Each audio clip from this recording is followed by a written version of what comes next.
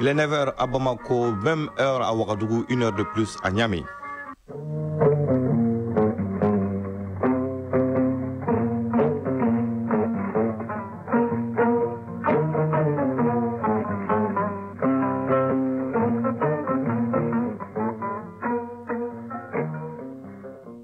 Le journal Bemba Sibi.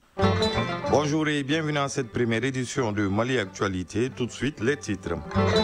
Au sommet de cette édition, l'insertion socio-professionnelle en milieu carcéral est un sujet au cœur de la deuxième édition du Café des droits de l'homme. On en parle dès le début de ce journal. Nous parlerons également des grandes réalisations du département de l'élevage et de la pêche au cours des 5 dernières années avec Mohamed Kayantao. Dans l'actualité AES, le ministre de l'économie du Burkina Faso a donné des explications sur la nouvelle taxe sur les parcelles non mises en valeur. Au Niger, il sera question de souveraineté alimentaire et de promotion des produits locaux avec la visite de la présidente du Fonds de solidarité pour la sauvegarde de la patrie à l'Institut de l'Université Abdomini de Niamey.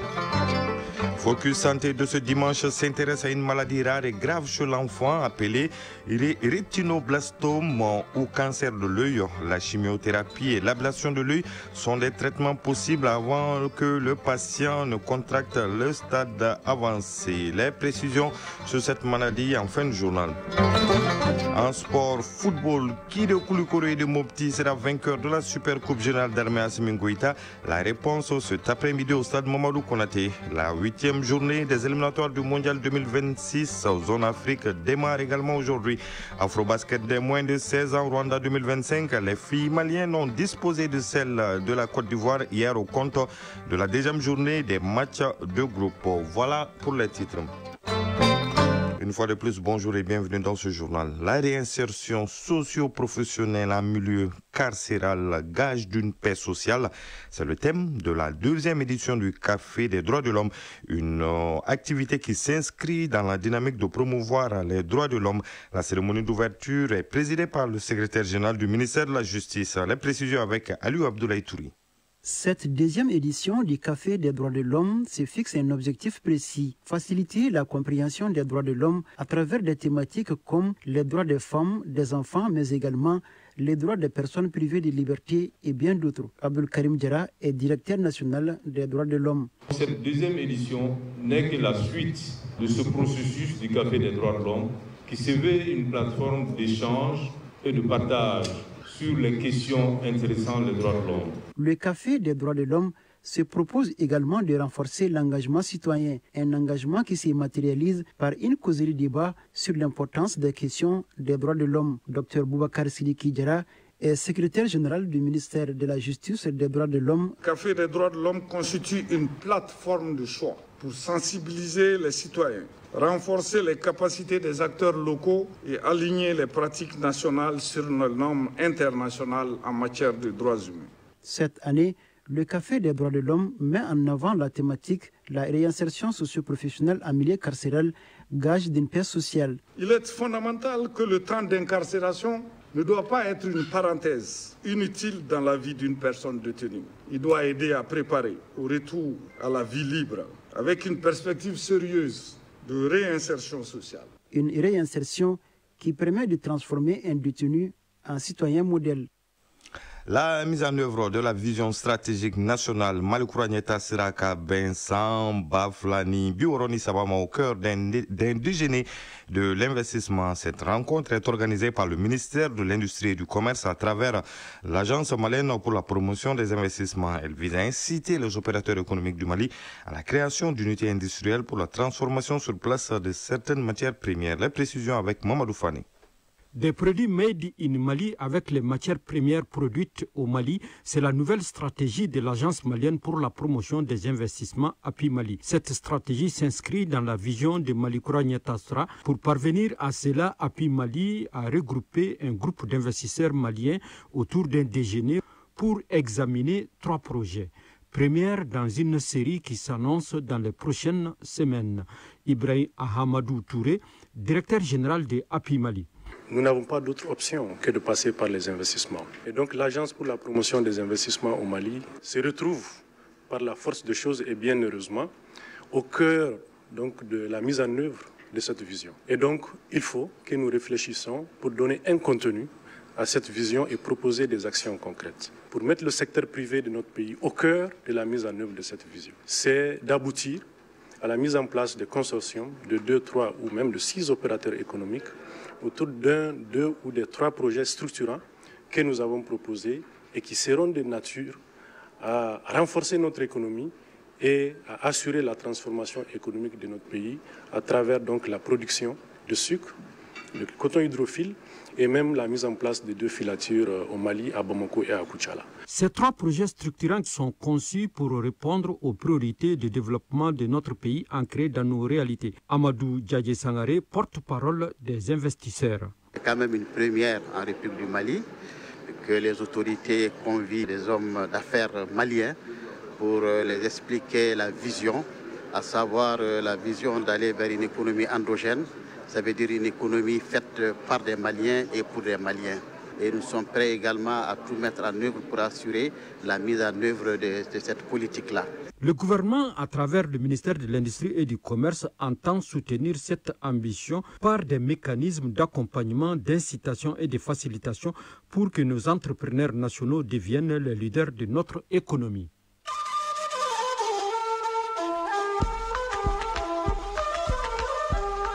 AES, actualité.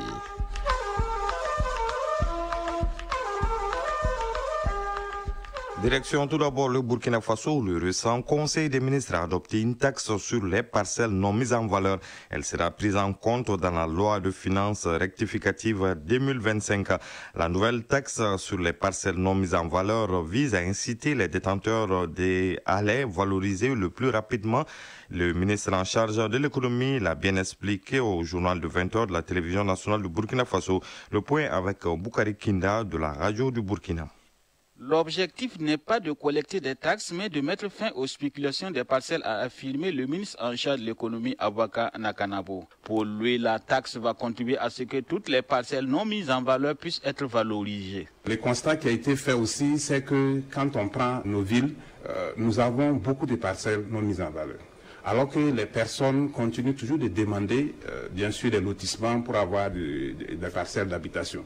Et ce qui est en train de se passer, c'est qu'on est en train d'étendre la ville pour arriver à un niveau où il va être très difficile que nous puissions réserver des parcelles aux générations futures. Pourtant, les camarades présidents du FASO ont toujours insisté sur la nécessité donc de faire en sorte que dans tout ce que nous faisons aujourd'hui, que nous n'oublions pas les générations futures. La taxe apparaît ainsi comme une seconde chance accordée aux propriétaires avant toute récupération éventuelle, a indiqué le ministre en charge de l'économie. Le dispositif actuel prévoit que si vous avez été attributaire d'une parcelle, après 5 années, si vous n'avez pas mis la parcelle en valeur, on doit procéder au retrait.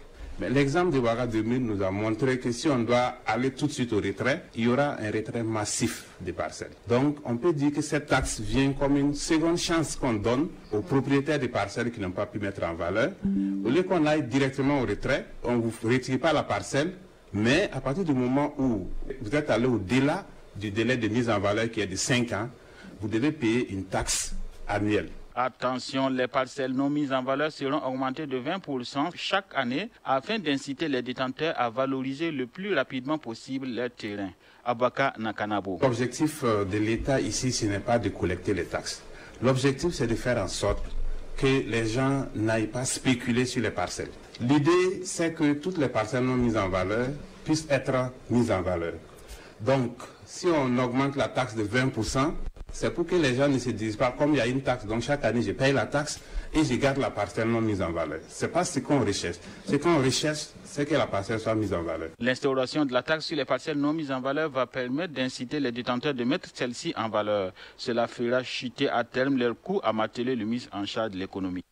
Et au Niger, la présidente du Fonds de solidarité pour la sauvegarde de la patrie a effectué une visite à l'Institut de l'Université Abdomini de Niamey. Cette visite vise à contribuer à assurer une souveraineté alimentaire au Niger et à promouvoir les produits locaux. Les précisions avec Aoussa Sefa de la Radio du Sahel.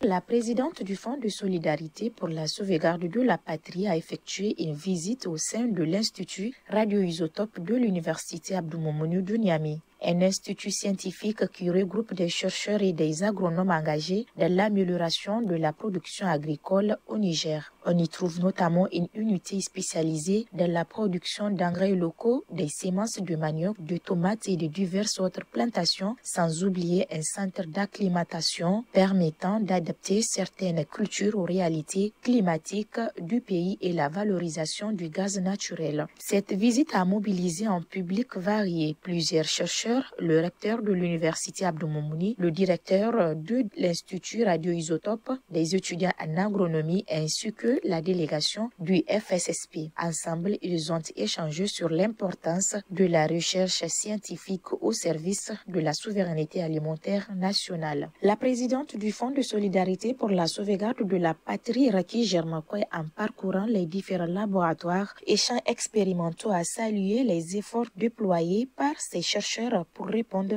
aux besoins du monde rural. Elle a également réaffirmé la volonté du FSSP à soutenir des initiatives locales qui contribuent à renforcer l'autosuffisance alimentaire et la résilience des communautés. Je découvre des merveilles qui répondent exactement à nos préoccupations par rapport à notre intervention dans la grande irrigation de notre pays. Comment assurer la souveraineté alimentaire à travers nos produits locaux. Le partenariat que vous voudrez asseoir avec les familles des FDS tombées sur le champ d'honneur, mais moi, ce que je viens de voir, ça doit aller à une échelle plus importante. Les recherches qui sont développées ici, notre pays en a vraiment besoin. Ainsi, l'Institut radioisotope se positionne comme un acteur incontournable dans la modernisation de l'agriculture nigérienne.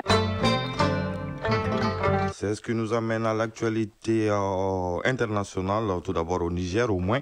63 personnes ont été tuées dans une attaque terroriste à Darul Jamal dans l'état de Borno. Les assaillants présumés de Boko Haram ont ouvert le feu et incendié plusieurs habitations. Cette attaque s'inscrit dans une série de violences terroristes dans le nord du pays. L'armée nigériane a récemment intensifié ses opérations pour contrer ces menaces. La région reste néanmoins marquée par une insécurité persistante et meurtrière. Le Ghana veut mettre fin à des dépenses jugées inefficaces pour ses missions diplomatiques. Le pays dépense actuellement 15 millions de dollars par an en loyer à l'étranger. Le président John Dramani Mahama estime que cet argent pourrait être mieux utilisé. Un plan visant à développer des biens immobiliers appartenant à l'État a été approuvé par le cabinet. Cette mesure vise à optimiser l'utilisation des ressources publiques. Une nouvelle épidémie d'Ebola au Congo serait à l'origine de 15 décès. Parmi 28 personnes présentant des symptômes, a déclaré le ministère de la Santé. Il s'agit de la 16e épidémie d'Ebola au Congo et le ministre de la Santé, Samuel Rojoe Kamba, a déclaré que le taux de mortalité estimé à 53,6% témoigne de la gravité de la situation. Face à tout cela, l'Organisation mondiale de la santé, OMS, renforce ses équipes d'intervention. Restons avec l'OMS qui ne considère plus l'épidémie de Mpox en Afrique comme une urgence sanitaire internationale. Pour rappel, la nouvelle forme du virus est apparue au début de l'année 2024 au Congo et dans les pays voisins et s'est propagée par des contacts étroits, notamment sexuels. Un mot de technologie et précisément d'intelligence artificielle. Des initiatives sont en cours en Afrique du Sud, au Kenya, au Nigeria pour créer plus d'outils IA en langue africaine. Des chercheurs ont déjà enregistré plus de 9000 heures de discours locaux afin d'élargir l'accès à cette technologie révolutionnaire sur le continent. En parlant de technologie, le ciel s'assombrit pour Google en Europe. Le géant de la tech vient d'être frappé d'une amende de 2,95 milliards d'euros par l'Union européenne. Ceci pour avoir enfreint les règles de concurrence en vigueur sur le continent. Il s'agit de la suite d'une enquête ouverte en 2021 pour situer les responsabilités de la firme californienne soupçonnée de favoriser ses propres services de technologie de publicité en ligne au détriment des éditeurs producteurs, des annonceurs et des services de technologie de publicité aux concurrents. Retour à l'actualité nationale pour parler de bilan. Le ministère de l'élevage et de la pêche fait partie des départements ayant enregistré de grandes réalisations au cours des 5 dernières années. C'est à travers des réformes institutionnelles, la mise à disposition d'équipements, la production animale et le renforcement des capacités des producteurs. Les détails avec Mohamed Kayantaou.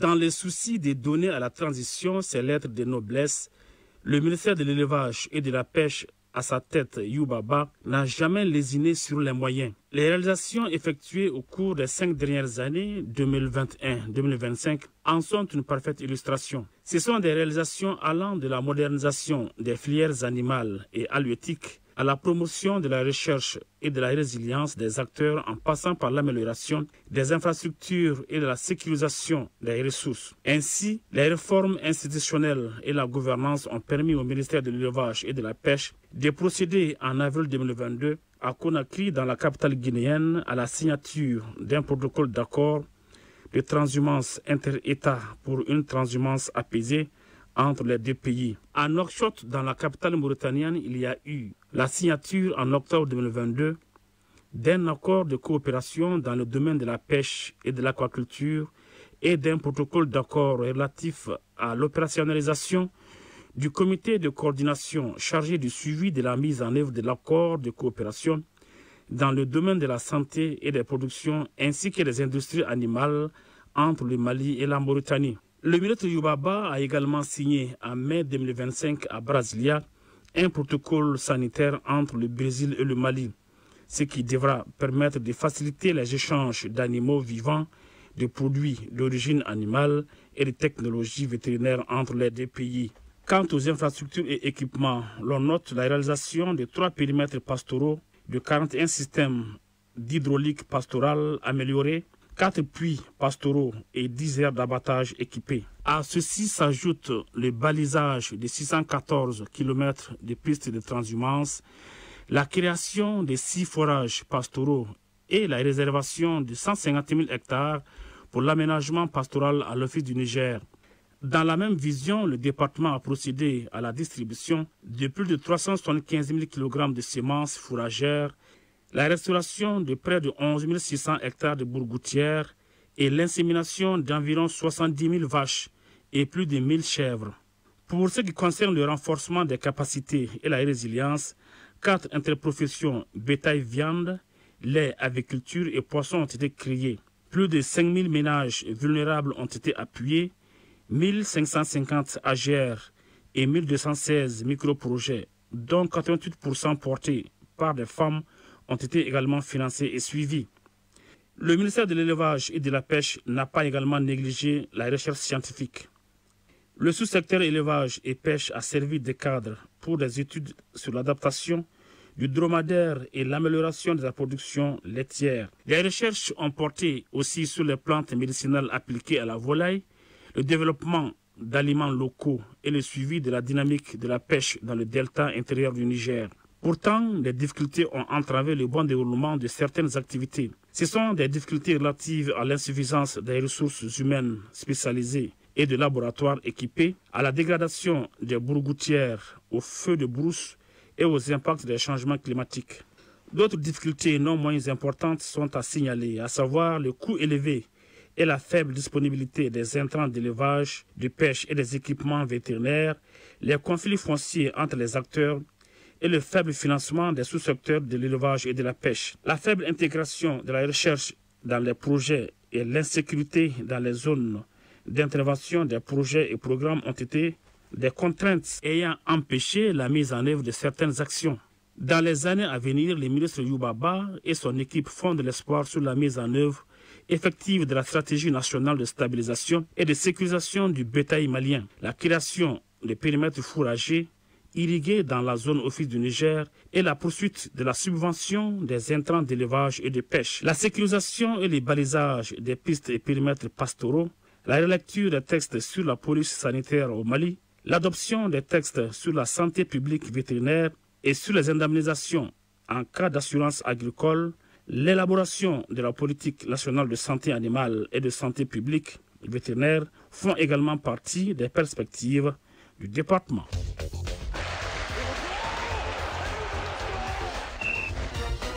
Sport, Afrobasket dès moins de 16 ans, Rwanda 2025 en filles et garçons. Les filles maliennes ont disposé de celles de la Côte d'Ivoire hier au compte de la deuxième journée des matchs de groupe. En football, la 8e journée des éliminatoires du Mondial 2026 aux Zone Afrique démarre ce dimanche avec la rencontre au Centrafrique-Comores dans le groupe I, celui du Mali. Les Aigles jouent demain lundi contre les Black Stars du Ghana à Accra. Et puis, Super Coupe Général d'Armée Assimi Goïta, édition 2025, ça prend fin ce dimanche. Le bouquet final oppose Koulikoro et Mopti au stade Mamadou Konaté à partir de 16h30. La page sport, c'est avec Famrou Djourti. Football, Super Coupe Générale d'Armée Assimi Goïta, l'édition 2025 rendra son verdict ce dimanche au stade Mamadou Konaté. La finale la mettra aux prises à Koulikoro et Mopti. Il s'agit d'un match entre le tenant du titre et le vainqueur de l'édition 2022. La finale sera présidée par le Premier ministre général de division Abdoulaye Maïga. Le coup d'envoi est prévu pour 16h30. Ce samedi, en match de classement, Bougouni a pris le meilleur sur Tombouctou par 4-1. La sélection du Bani Monetier monte sur le podium de la Super Coupe Générale d'Armée Assimi Goïta dès sa première participation. La 8e journée des éliminatoires de la Coupe du Monde 2026 débute dans la zone Afrique ce dimanche. Cette journée restera décisive car certaines sélections peuvent se rapprocher un peu plus du mondial et d'autres pour garder espoir. C'est le cas du Mali qui se déplace demain lundi à Accra au Ghana pour défier les Black Stars. Les Aigles du Mali sont 3e de leur groupe avec 12 points, derrière Madagascar 13 points et les Black Stars du Ghana 16 points. Une seule rencontre a lieu ce dimanche, ce sera dans le groupe I, celui des Aigles du Mali. La Centrafrique 5e avec 5 points accueille à 16h les Comores 4e avec 12 points. Le reste des matchs de la 8e journée se joue lundi et mardi. Grâce à sa victoire éclatante 5-0 contre le Niger lors de la 7e journée, le Maroc est devenu le premier pays africain qualifié pour la Coupe du Monde 2026. Les Lions de l'Atlas avec 18 points, soit 8 de plus que leur dauphin tanzanien, à 2 journées de la fin des éliminatoires dans le groupe E, ne pouvaient pas arriver mieux comme résultat pour inaugurer le stade Prince Moulay Abdallah qui accueillera d'ailleurs la finale de la CAN 2025 le 18 janvier prochain. Toujours au football, ce samedi 6 septembre 2025, le Djoloba AC du Mali a remporté la 4e édition de la West Africa Champions Cup disputée à Kankan en Guinée. Tenant du titre, le club de Remakono s'impose de nouveau et réalise un doublé historique. Au terme de la 3e journée, Afia FC de Guinée était en tête du classement avec 6 points, suivi de Raimo FC du Burkina Faso 5 points et du Djoloba AC de Bamako 5 points. La 4e journée s'annonce donc décisive. Le stade malien de Bamako a tenu Afia FC en échec 1-1, freinant les ambitions du club guinéen de remporter le tournoi amical international. Dans le même temps, Raimo FC s'est imposé 2-1 face à l'ICR du Libéria. Le Djoloba AC a su saisir l'opportunité en dominant Oria AC de Guinée 2-0 grâce à des buts d'Ange Fabian et Adama Traoré. Avec 8 points plus 3, les Rouges de Bamako devancent au classement Raimo FC du Burkina 8 points plus 2. Afia FC est 3e avec 7 points et Raimo FC 4e 6 points. Le Djoloba AC devient le premier club à remporter 2 éditions consécutives de la West Africa Champions Cup. Le Stade Malien termine ce tournoi amical international à la 4e place avec 5 points sur 12 possibles. Oria AC avant-dernier 2 points et l'ICR du Libéria point dernier avec un petit point. Afrobasket U16 Rwanda 2025 en filles et garçons. Les filles du Mali ont dominé celles de la Côte d'Ivoire sur le score de 65-38 ce samedi lors de la 2e journée. Malgré un bon début des Ivoiriennes qui ont mené une partie du premier quart-temps, les Maliennes ont rapidement rattrapé leur retard égalisant à 11-11 à la fin du premier quart-temps. Le Mali a ensuite pris l'ascendant lors du 2e quart-temps grâce à son efficacité offensive et à sa défense solide, menant 31-22 à la mi-temps. À la reprise, le Mali a confirmé sa supériorité, creusant l'écart pour atteindre 56-34 à la fin du 3e quart-temps. Le dernier acte a entériné la victoire des filles du Mali qui se sont imposées avec 27 points d'écart, score final 65-38. Focus Santé. La rédaction s'intéresse aujourd'hui à une maladie rare et grave chez l'enfant appelée rétinoblastome ou cancer de l'œil. La chimiothérapie et l'ablation de l'œil sont des traitements possibles avant que le patient ne contracte le stade avancé de la maladie qui est la forme extraoculaire. Cette dernière survient très généralement si la prise en charge de l'enfant n'est pas faite à temps. Allons à la découverte de cette maladie oculaire cancéreuse dans Focus Santé. C'est une rediffusion signée Kumba Sissi. Une maladie pas comme les autres. Il s'agit du rétinoblastome, ou cancer de l'œil. Cette pathologie affecte très généralement les enfants de 0 à 4 ans. Professeur Fousseini Traoré, pédiatre en hémato-oncologie. C'est un cancer qui se développe au niveau de la couche interne de l'œil qu'on appelle la rétine. Les signes initiaux, c'est-à-dire précurseurs de la maladie, c'est surtout la leucocorie. La leucocorie, c'est les reflets blanchâtres de la pupille qu'on peut observer au niveau de l'œil de l'enfant quand il y a un petit point blanc. Ça, c'est un signe d'alerte. Aussi, le strabisme. En bambara, on dit Ninya Tara Kalamenafe. L'origine est multifactorielle. Il y a une origine génétique familiale dans 15% des cas, mais dans la plupart des cas, c'est sporadique, dans 80% des cas. Les 2 yeux de Bandjougou Sako sont atteints de cette maladie, ou les Matukante, mère du patient. Cet enfant souffre du cancer de l'œil depuis 7 ans, mais on ne le savait pas. Le premier signe a été l'apparition d'une tache blanche au niveau de la pupille. Au début, nous avons fait le scanner. Dans un premier temps, les médecins ont enlevé un œil. Ensuite, ils ont enlevé le second. Les médicaments sont chers. Seydou Kone, âgé de 5 ans, est aussi malade du rétinoblastome. Depuis qu'il avait 1 an, les premiers signes de la maladie sont apparus. Aramata Bengali, mère du patient. Mon enfant souffre énormément. Il a la plaie au niveau de l'œil et de son cou. La maladie a commencé par l'écoulement d'eau. Nous avons été à Kadjolo, Sikasso et ici à Bamako. Malgré les différents traitements, son état de santé ne s'est pas amélioré. Il ne mange pas. Le traitement de cette pathologie cancéreuse est facile si elle est détectée à temps. Si tel n'est pas le cas, les complications surviennent, nous confient les médecins. Ce n'est pas seulement l'oncologie pédiatrique qui traite cette pathologie. Nous travaillons beaucoup avec les ophtalmologues. Il y a les pathologistes qui interviennent aussi, les radiologues, les ocularistes. Il y a beaucoup d'intervenants pour la prise en charge globale de la maladie. Alors, les moyens thérapeutiques, c'est surtout la chimiothérapie, c'est l'administration des médicaments anticancéreux. Ensuite, nous faisons l'énucléation. L'énucléation, ça consiste à l'ablation de l'œil de l'enfant. On enlève l'œil de l'enfant, mais on remplace l'œil enlevé par une prothèse oculaire. Quand on passe à côté des premiers signes, alors la maladie va continuer à progresser.